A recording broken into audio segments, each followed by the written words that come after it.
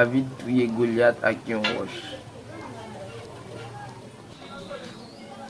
Mimi, ki roche David tuye Goliath la? Ou ta reme konen? Oui. Mbral di. Wè sou ta reme konen a ki roche David tuye Goliath? Ba on li men akwit an peti mi pou.